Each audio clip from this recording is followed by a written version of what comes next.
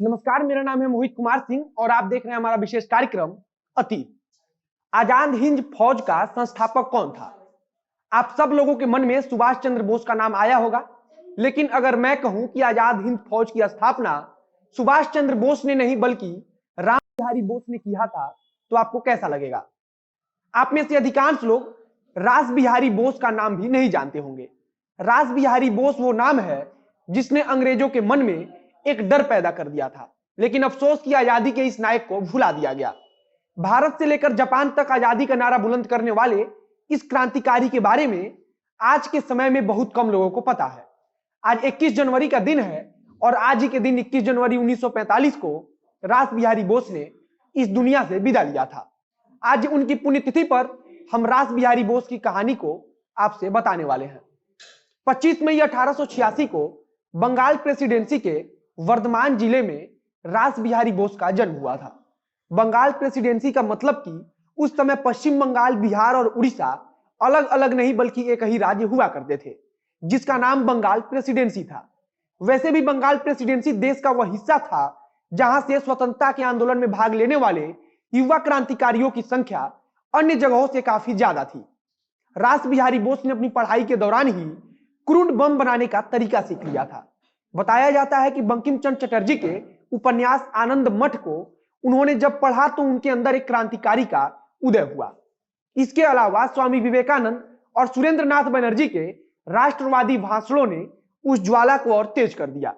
उन्होंने ब्रिटिश सरकार में नौकरी भी की, लेकिन नौकरी के दौरान भी वे हमेशा ब्रिटिश सरकार की योजनाओं का विरोध करते रहे।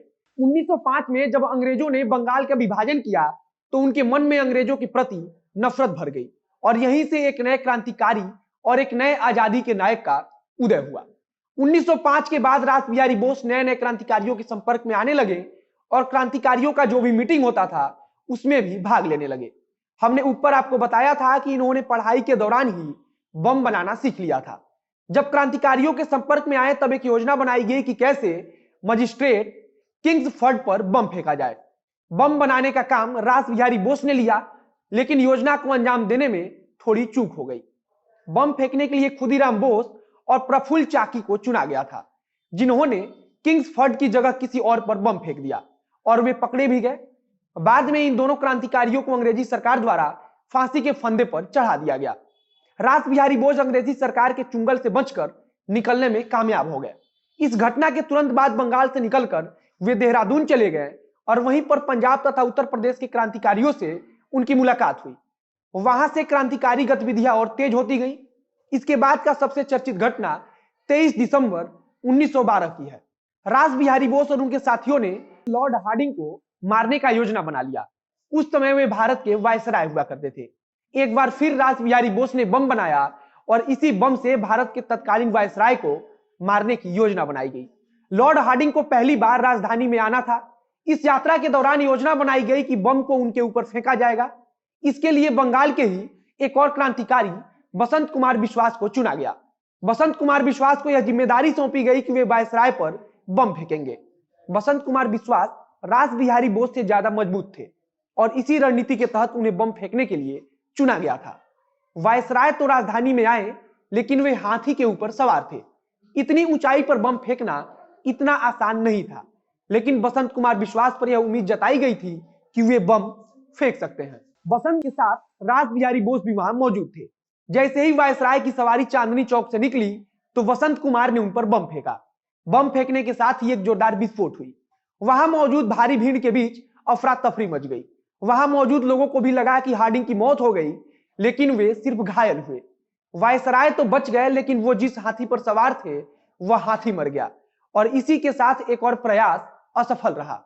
उस घटना से पूरी अंग्रेजी सरकार हिल गई और इसके तुरंत बाद क्रांतिकारियों पर सरकार की तरफ से कार्रवाई तेज कर दी गई। हालांकि इस बार भी रास बिहारी बोस वहां से सुरक्षित निकलने में कामयाब हो गए। जिस दिन वायसराय पर बम फेंका गया उसी रात को रास बिहारी बोस देहरादून वापस आ गए। वे अंग्रेजी सरकार में जूनियर क्लर्क की नौकरी करते थे। उन्होंने अगले दिन ऑफिस भी ज्वाइन कर लिया और इस घटना के बाद किसी को कानो कान खबर तक नहीं हुई कि बम बनाने वाले रास बिहारी बोस थे। अंग्रेजी सरकार ने लगातार क्रांतिकारियों पर नकेल कसना शुरू कर दिया था। रास बिहारी बोस को भी लगा कि अब वे गिरफ्तार हो सकते हैं। उसी समय प्रथम विश्व युद्ध छिड़ा और किसी ने सलाह दी कि वे जापान निकल जाए। ये योजना बनाकर जापान निकल गए। अंग्रेजी सरकार को खबर मिली कि रास बिहारी बोस जापान के टोक्यो में है। फिर अंग्रेजी सरकार ने जापान सरकार से रास बिहारी बोस को सौंपने की मांग की, लेकिन उस समय के एक बड़े जापानी नेता ने उनकी मदद की।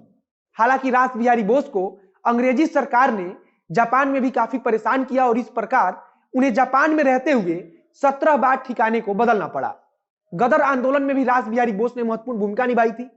गदर आंदोलन की पूरी कमान रास बिहारी बोस के हाथों में थी। इसी आंदोलन के बाद अंग्रेजी सरकार ने क्रांतिकारियों पर नकेल कसना शुरू किया था, जिसके बाद वे जापान चले गए थे। जापान में एक ब्लैक ड्रैगन सोसाइटी की स्थापना हुई थी। यह जापान का एक कुख्यात चरमपंथी संगठन था। जापान जाने के बाद रास बिहारी बोस की मुलाकात ब्लैक ड्रैगन सोसाइटी के अध्यक्ष तोयामा मित्सुरु से हुआ। ब्लैक ड्रैगन सोसाइटी और रास बिहारी बोस, इन दोनों के विचार आपस में काफी मिलते जुलते थे। रास बिहारी बोस ने सोसाइटी को भारतीयों की समस्या से अवगत कराया और फिर बताया कि कैसे वे हथियारों की बदौलत आजादी हासिल करना चाहते हैं। इसी सोसाइटी ने रास बिहारी बोस की सुरक्षा का प्रबंध किया। जापान एक बार रास बिहारी बोस को अंग्रेजी सरकार के हवाले करने को तैयार भी हो गया, लेकिन अचानक से ब्रिटेन और जापान के रिश्तों में खटास आ गई। अंग्रेजी सरकार ने जापान के एक जहाज पर हमला कर दिया और फिर इसके बाद जापान सरकार ने भी बोस को अंग्रेजों के हवाले करने से मना कर दिया। उसी समय रास बिहारी बोस ने एक रेस्तरां में शरण ली थी। उस रेस्तरां के मालिक की एक बेटी थी जिसका नाम तोशिको था। उन्होंने जुलाई 1918 में तोशिको से शादी कर ली।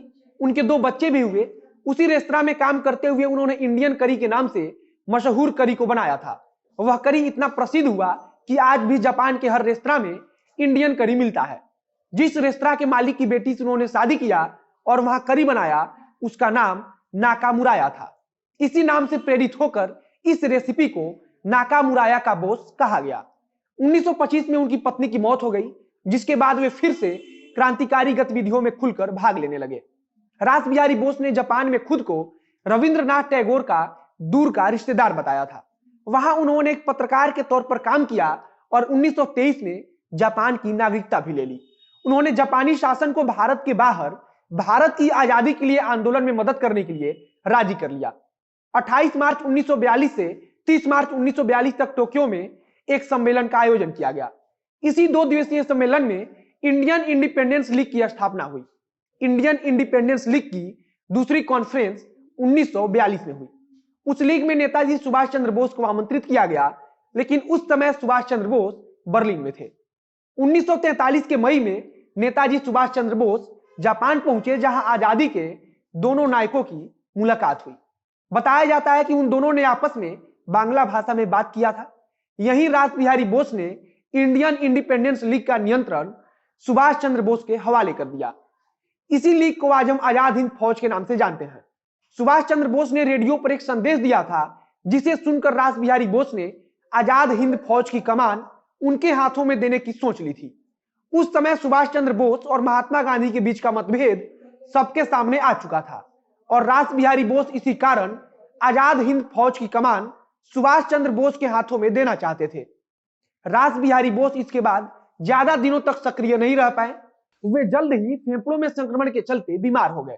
इस दौरान वे अस्पताल में भर्ती हो गए, लेकिन उसके बावजूद अपने बनाए नाम और दम की बदौलत सुभाष चंद्र बोस की जितनी मदद हो सकती थी उन्होंने वो सब किया। जापान सरकार ने भी रास बिहारी बोस को अपने दूसरे सबसे बड़े सम्मान order of the rising sun से सम्मानित किया। 21 जनवरी 1945 को इस महान स्वतंत्रता सेनानी ने दुनिया से विदा लिया था। आज जब भी आजाद हिंद फौज का जिक्र आता है तो हम सबके सामने सुभाष चंद्र बोस का नाम आता है, लेकिन रास बिहारी बोस को हम सब भूल जाते हैं। आज आजादी का यह नायक गुमनामी के घूप अंधेरे में कहीं खो गया है। भारत का एक नायक जिसे जापान ने सर आंखों पर बिठाया, लेकिन भारत ने इनको याद रखना तक जरूरी नहीं समझा। आज के अतीत में सिर्फ इतना ही। मिलते हैं फिर कल किसी नई कहानी के साथ। वीडियो अच्छा लगा तो शेयर कीजिए। फेसबुक पर देख रहे हैं तो पेज को लाइक कीजिए। यूट्यूब पर देख रहे हैं तो चैनल को सब्सक्राइब कीजिए। मिलते हैं फिर बहुत जल्द अगले वीडियो में। कैमरे के पीछे खड़ी है सृष्टि श्रीवास्तव और मैं मोहित कुमार सिंह। धन्यवाद।